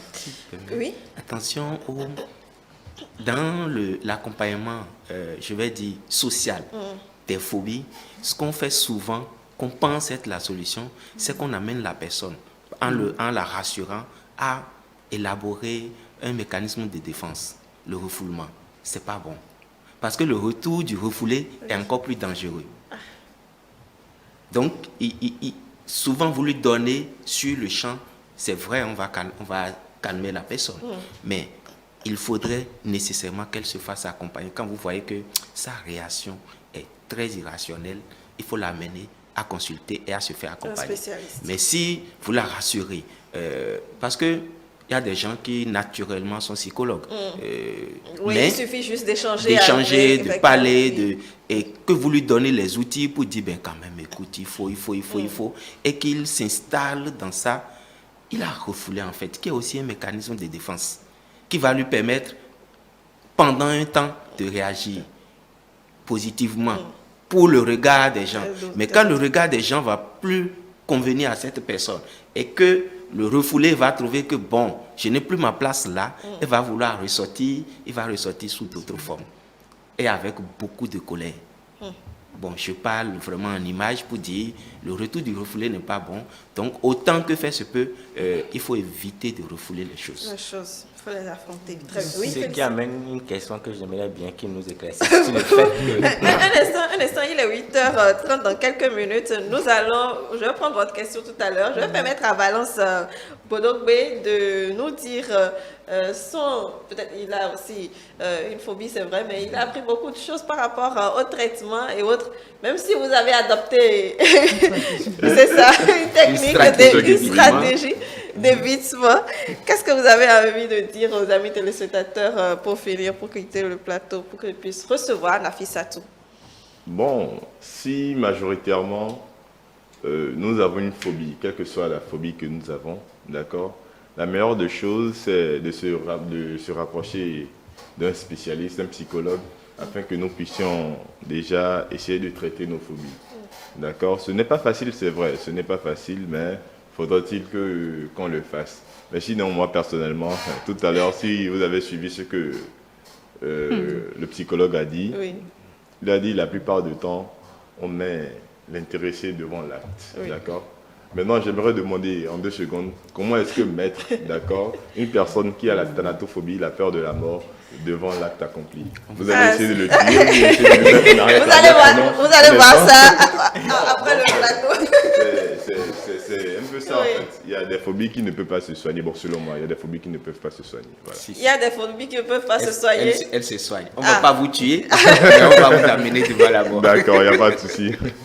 Merci beaucoup, Valence Bodogbe. Alors, vous êtes enseignant, c'est un plaisir d'échanger avec vous. Je vous raccompagne pour installer Nafissatou.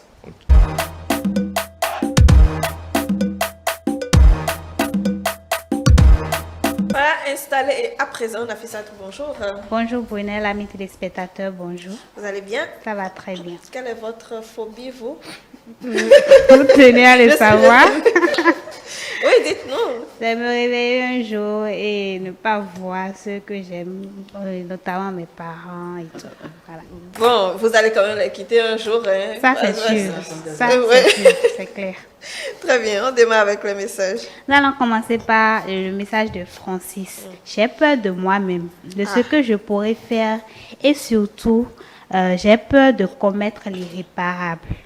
Parfois et dans certaines conditions, on fait et on dit des choses sciemment ou inconsciemment dont on ne mesure pas l'impact sur le couple. Alors, en ces moments-là, j'ai peur de ce que je pourrais faire ou dire. Peur de soi-même, est-ce que c'est possible? Docteur? Peur de soi-même, est-ce qu'on parle là de ces actes, de phobie des actes qu'on peut avoir? Il se remet en cause, il n'a pas envie de frustrer des gens ou de rentrer en conflit. C'est plus un trait de caractère qu'une phobie. Non, mais ça peut arriver. Si par exemple il a déjà eu à commettre l'irréparable une fois, il peut avoir peur que ça se répète. Il a peur que ça se répète. C'est un comportement qui résume un peu sa personnalité, son trait de caractère. Et il a peur de sa réaction peut-être face à une situation. Et donc, ce n'est pas une phobie en quelque sorte. On continue. Il y a Hanif qui nous dit, pour être franc, je n'ai peur de rien. Une fois que je chemine chaque fois avec mon Seigneur, mais j'ai peur seulement du jour du jugement dernier, de l'au-delà. C'est seulement cela qui me fait peur. Sinon, je n'ai peur de rien. Comme notre intervenant dans l'élément qui disait que c'est seulement Dieu qui lui fait peur. En fait, c'est ça, le mécanisme de défense qu'elle a élaboré. Elle se réfugie, entre guillemets, dans presque ce qu'on aurait appelé un délit religieux. Parce que, en fait, son mécanisme de défense, c'est le déni. Elle refuse d'accepter sa réalité, se cache devant Dieu. Et derrière Dieu. Dieu ne va pas descendre pour tout régler pour toi. Tu as une personnalité, il faut que tu puisses faire honneur à Dieu en mettant en œuvre ce que tu as, ce qu'il a mis en toi. Ce qu'il a mis en toi. Mais si tu les gardes pour dire c'est de lui que je crains, je garde ça pour aller le rencontrer, ben, tu seras surpris malheureusement. Très bien. On continue. Moi, j'ai peur de la femme, car elle est capable de tout. Elle peut t'apporter le bonheur et même la mort. Il ne faut jamais lui faire confiance. Mais j'aime la femme. Cela ne m'empêche pas de l'aimer, même si elle me fait peur, très peur. Le message nous vient de Adek. Il a peur de ça, mais... Bon, ça c'est une bonne question qu'il faut lui poser. Elle est capable de tout. Bon, allons-y. Il y a Erika qui nous dit qu'elle a peur que sa relation avec Dieu soit détruite. D'accord. Bien. On espère qu'elle ne le sera pas. Et il y a Nasrine qui nous dit ce qui lui fait le plus peur, c'est le manque d'argent. Ça, c'est vrai. D'accord. Tout le monde a peur de manquer d'argent. Qui lui fait peur ou qui le met mal à l'aise. Chacun sait ce qu'il met dans sa peur. Oui. Et il y a Jeannot qui nous dit que sa seule peur, c'est de mourir pauvre. Qui ne veut pas mourir pauvre. En fait, l'argent, quand même, étant donné que c'est un outil, ou bien c'est ça. Sans lui, on ne peut presque rien faire. Ils ont peur de manquer d'argent et c'est normal aussi. Ben ça, oui, ce n'est pas une phobie. Ça, c'est normal. C'est normal. Comme tout le monde. Ils ont des ambitions. On a envie de réaliser des choses. Ce qu'il faut pour le faire, c'est l'argent. C'est l'argent. Vous voulez être à l'église, comme je le dis souvent. Aujourd'hui, je me demande si ça ne tient qu'à moi.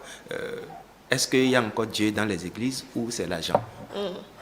Partout, tant dans la religion que c'est l'argent. Donc, bon, voilà, l'argent gouverne le monde. Très bien. J'ai toujours peur d'échouer ou de mal faire quelque chose. Rose. La peur de l'échec, on en avait parlé un peu plus tôt. Ça, oui. Ça, oui. Et ça peut l'amener à éviter de faire des choses. Tout ce qu'elle voudra faire, elle va se dire, avant même, je ne peux pas. Donc, ça va susciter en elle un sentiment d'infériorité. Ça, souvent, c'est chez les hommes qu'on retrouve. Ah bon? Oui. Cette phobie est plus développée par les hommes. Pour ce sentiment d'infériorité, de non-confiance en soi. On se dit, je ne suis pas capable, je ne peux pas, je n'ai pas les moyens de le faire, sans même essayer de le faire. Ma plus grande peur, c'est de perdre mon mari et mon enfant. C'est ma plus grande peur. Je me dis que les enlever, c'est me perdre. Et aussi, c'est comme si on m'enlevait l'oxygène. Le message nous vient de Gloria. C'est la peur de la solitude. Oui, la peur de se retrouver seule. Mais elle dit, mon mari et mes enfants. Et peut-être qu'elle a actuellement un seul enfant. Voilà. Et son enfant. Donc, c'est aussi, elle n'a qu'à souvent leur dire qu'elle les aime. C'est vrai, c'est vrai. Il y a Fidèle qui nous dit que sa plus grande peur, c'est de perdre ses parents, qu'elle ne le supporterait pas. Très bien. Là, ce n'est pas une phobie. Ce que je dirais peut-être rapidement, c'est qu'il y a un certain attachement. Je ne la connais pas, mais si elle en parle et que c'est ça qui vient pour elle comme ça, qui, je dirais, presque pathologique. Parce que la relation enfant-parent est faite pour évoluer. Ce n'est pas pour rester dans la même ligne. Il faut savoir couper le cordon ombilical à un moment donné. L'amour doit évoluer. Si, je ne sais pas, je ne veux pas aller plus en détail, mais il faudrait qu'elle fasse la part et qu'elle libère un peu ses parents ou qu'elle-même puisse se libérer. Si elle est trop attachée, c'est pas bon. Il y a Astou qui nous dit « Ma plus grande peur dans la vie, c'est de regretter des décisions prises avec ma propre conscience, regretter mes propres choix. Il n'y a rien qui fasse peur que de prendre une décision et regretter plus tard ses propres actes. » C'est de ça qu'on vient de parler tout à l'heure. Oui, exactement.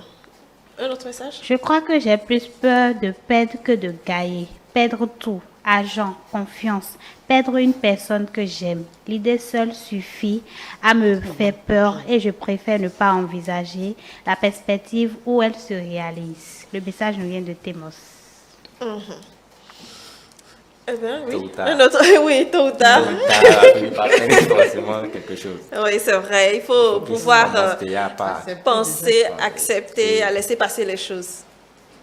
Il y a un message anonyme qui nous dit « Nul n'a si peur des revenants que qui ne croit pas aux esprits. » Nul n'a si peur des revenants que qui ne croit pas aux esprits. Est-ce que cela veut dire que lui, il a peur des revenants?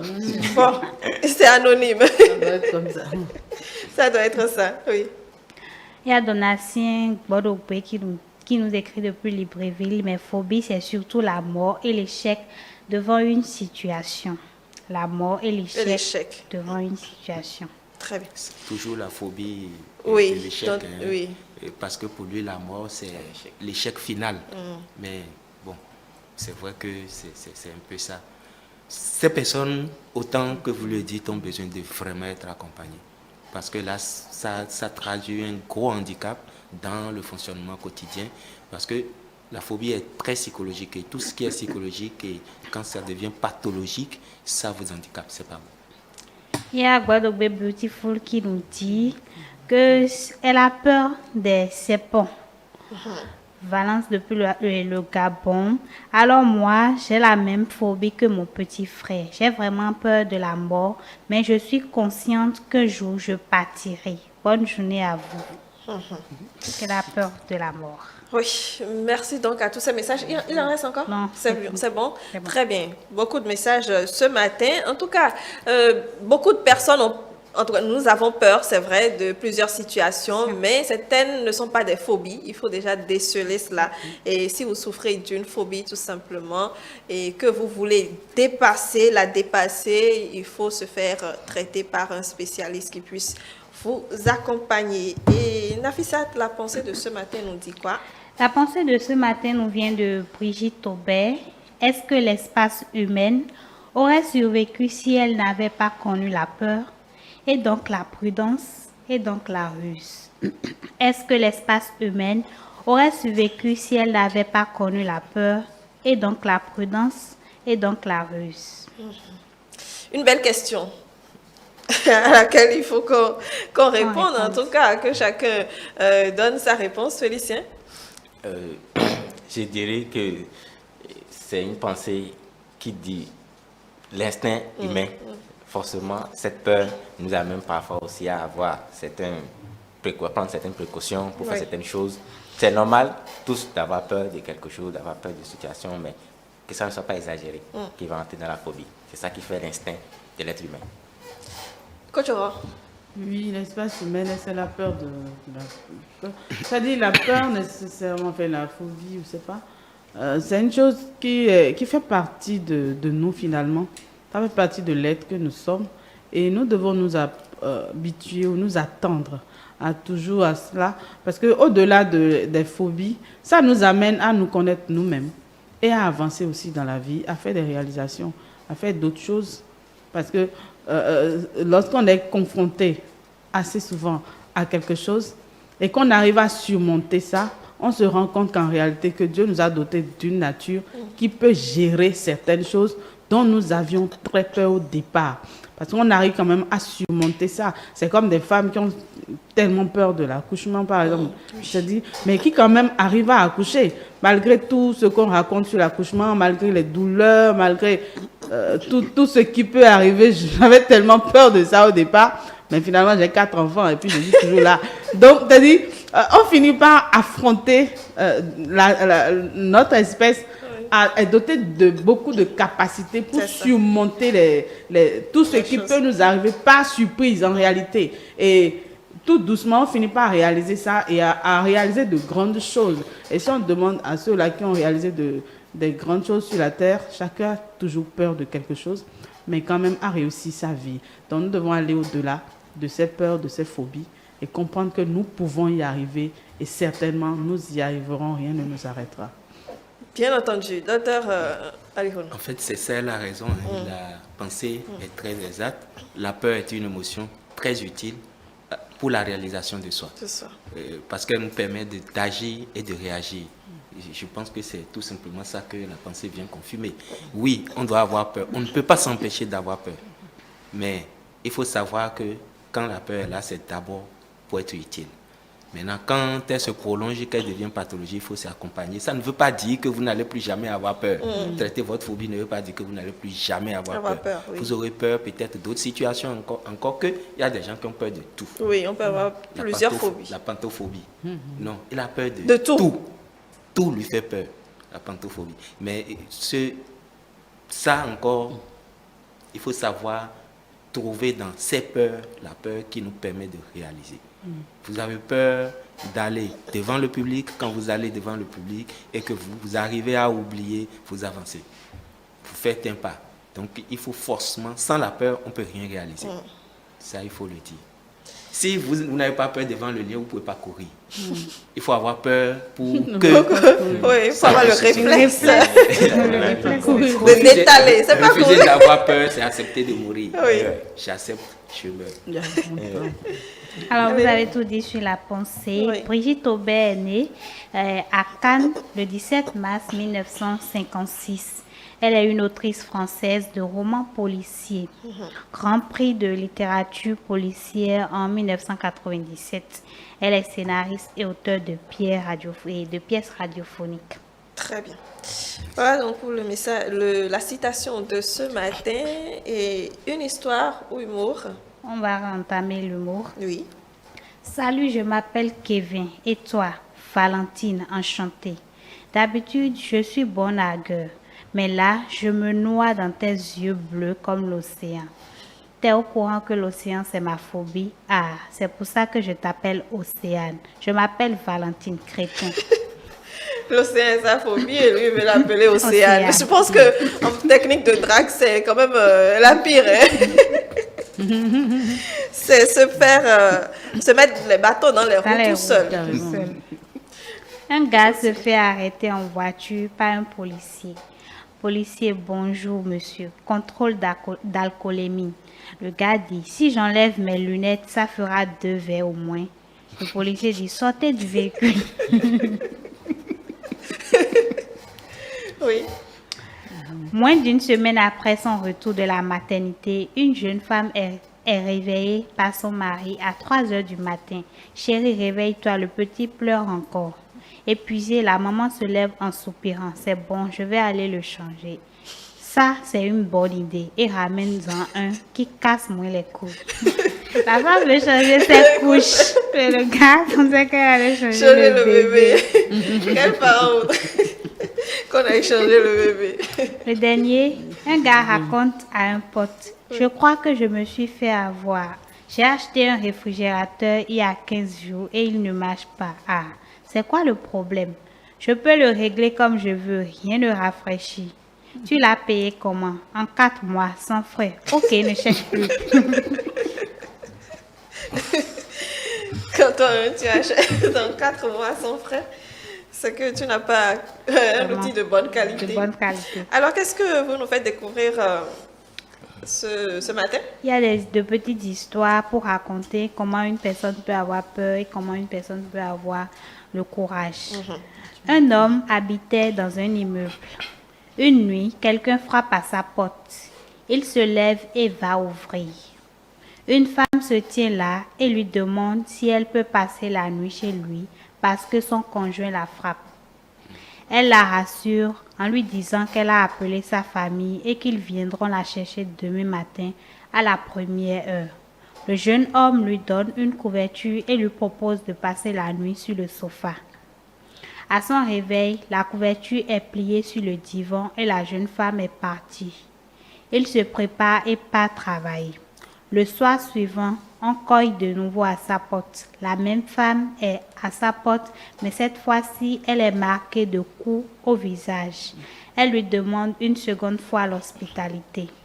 Ne pouvant qu'accepter, il lui propose de dormir au même endroit que la veille. Le matin, elle n'est plus là. Le même manège se reproduit tout au long de la semaine. Inquiet, le jeune homme se rend au poste de police pour expliquer la situation. L'agent lui montre une photo sur laquelle il reconnaît la femme. La police lui apprend que cette femme a été battue à mort dans son immeuble par son conjoint. Elle demande quel genre de courage il a eu Pour le faire pendant 2 fois, une 3 semaine, fois pendant une semaine. Une femme âgée vivant seule décide de faire un casse-tête dans son salon pour passer la soirée. Dehors, c'est la noirceur totale. Au fur et à mesure qu'elle assemble les pièces, une impression étrange la saisit. Elle reconnaît peu à peu dans son puzzle le décor de son salon, puis sa télévision, puis elle-même vue de face. De plus en plus fébrile, elle continue. Les dernières pièces du puzzle qu'elle assemble sont celles de la fenêtre derrière elle. La toute dernière pièce du coin de la fenêtre montre le visage terrifiant d'un homme la regardant. Wow. Vos histoires ce matin ne nous font pas, ne nous font pas rire.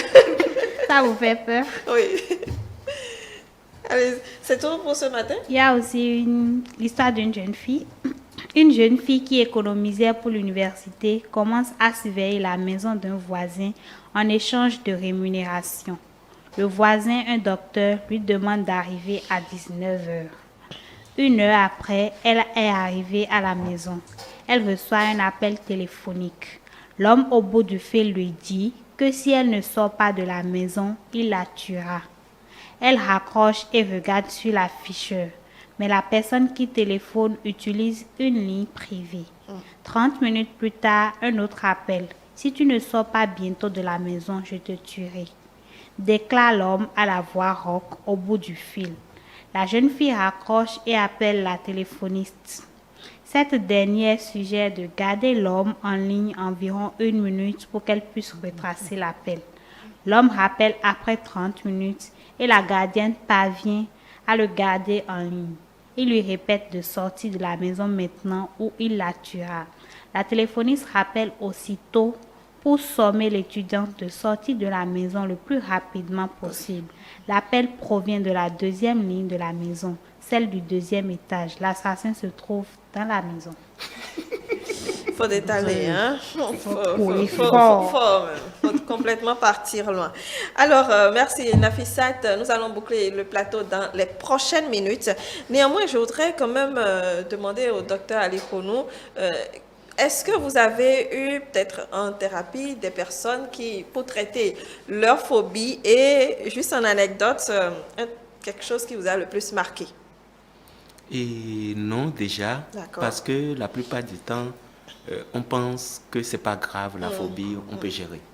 Et on n'en parle pratiquement pas parce qu'on a peur déjà de la réaction de l'entourage en se disant est-ce que je vais juste dire que j'ai peur de la souris, est-ce qu'on va pas me prendre pour...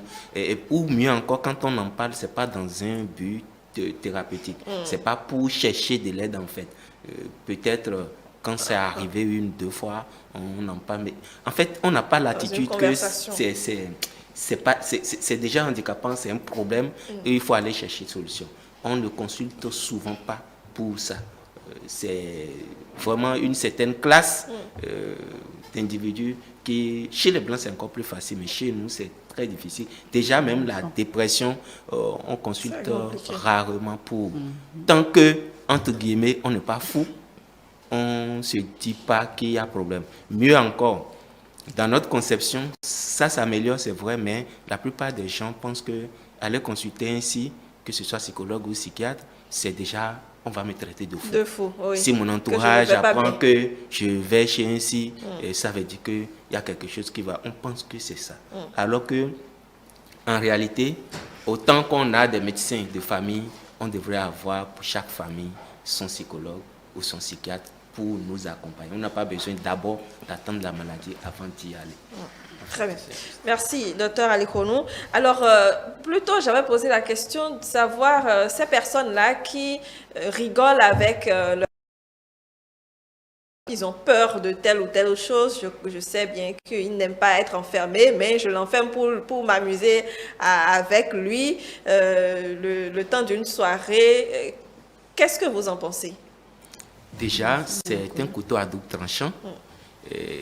Dans le cadre dont vous parlez, des amis qui s'amusent avec la phobie de leurs frères, de leurs amis, risquent de le tuer. Parce que quelqu'un costophobe, pour s'amuser, vous l'enfermez et vous en riez, vous ne savez pas, on dit il y a palpitation. Oui. Donc, vous ne savez pas, dans les minutes, il peut mourir. Et là, ça va devenir un drame. Donc, il faut faire très attention avec, il ne faut pas jouer avec. Maintenant, il arrive qu'on voit souvent aussi, et lorsque c'est bien élaboré, vous pouvez organiser une émission, la personne, entre-temps, a été plus ou moins préparée, peut-être avec une petite surprise, sans savoir que, et vous prenez les garde-fous pour que l'environnement ne le blesse pas. Par exemple, sur un plateau, vous dites, on veut, entre guillemets, faire un traitement de choc avec la phobie de quelqu'un. Oui. C'est que vous disposez dans la salle ou dans l'endroit fermé quelqu'un qui le surveille. D'accord. Comme ça, Si lui, il ne sait pas. Oui, lui ne sait pas. Il ne sait pas, mais il y a un œil, on le surveille, on peut tout de suite rentrer. Il pense qu'il est enfermé dans un ascenseur, alors qu'on a peut-être déguisé une boîte dans une grande salle et il y a quelqu'un derrière qui est derrière une porte non fermée qui peut à tout moment rentrer, qui s'assure. Et on prend des garde-fous pour que peut-être quelqu'un qui a peur de l'araignée ou de la souris ne saute pas, ne tombe pas sur une lame pour se blesser. On dégage. Ça peut arriver. Quand on s'organise bien, on le fait. Mais dans le cas d'un jeu, d'une soirée comme les jeunes le font, vous prenez votre ami, vous allez en mer, vous savez qu'il a peur de l'eau, vous le jetez dans l'eau, sans prendre de garde, sans gilet de sauvetage, etc. Vous le laissez, vous allez tuer quelqu'un. Merci, docteur Alikhonou. J'en profite pour prendre en même temps votre mot de fin avant de faire le tour de table. Mon mot de fin, c'est déjà vous remercier et remercier tous les téléspectateurs qui déjà reconnaissent leur phobie. Ceux qui ne le reconnaissent pas encore, c'est le lieu de le travailler et de savoir que la peur est utile pour réussir. Merci, Dr. Alikhonou. Nafisat. Il ne faut pas faire de sa phobie un handicap et il faut tout faire pour s'en débarrasser. Dr. Félicien. Oui, lorsque la phobie devient handicapante, il faut consulter, il faut se faire accompagner pour pouvoir réussir à dépasser la phobie. Coach Aurore. Oui, je dirais carrément il faut lire la parole de Dieu. Et au temps où cette peur intense vient, une bonne parole remonte dans notre esprit et ça permet de calmer parce que Dieu, au-delà de toutes choses, et c'est lui qui a créé ce qui fait peur et celui qui a aussi peur. Donc il a la maîtrise sur toutes ces choses-là et il nous aidera certainement à surmonter toutes ces peurs-là et à réussir dans notre vie quotidienne. Merci infiniment, Félicien Edou, vous êtes médecin, Aurore de Survaux, merci, vous êtes coach de vie, Valence Bodogbe était là, il est enseignant. André Alikhonou, merci pour votre participation, vous êtes psychologue. Nafissatou Hassani, merci également à vous. Chers amis téléspectateurs, ce sera tout pour ce matin. Nous espérons vous avoir fait découvrir beaucoup de choses sur les phobies et votre phobie en particulier, pourquoi pas.